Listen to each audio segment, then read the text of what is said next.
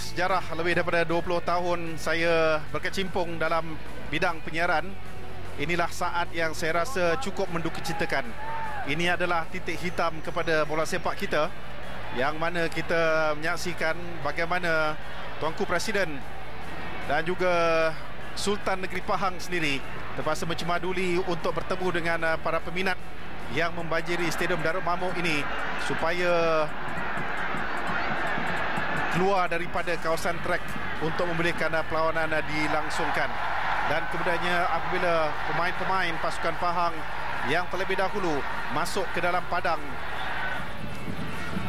namun Komisioner Perlawanan Datuk Haji Ahmad Fuad Daud dan juga Ketua Polis Daerah Negeri Kuantan pada awalnya mengatakan bahawa permainan boleh dimulakan. Namun begitu, inilah keadaan dan juga situasinya apabila segelintir penyokong-penyokong pasukan Johor Merdeka Utara, mereka telah diserang daripada luar yang menyebabkan bermulanya keadaan yang kalang kabut yang menyebabkan mereka terpaksa mencari tempat perlindungan.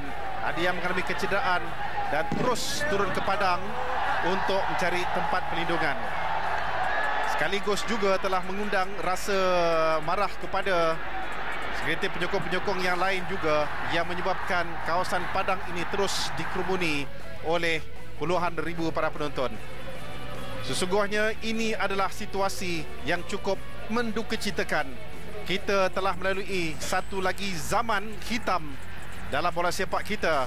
Selepas sebelum ini, Menteri Belia dan Sukan yang baru telah berikrar untuk sama-sama membentras gejala rasuah, tetapi kita hampir terlupa bahawa sebenarnya masalah seperti ini boleh berlaku dalam bola sepak kita juga.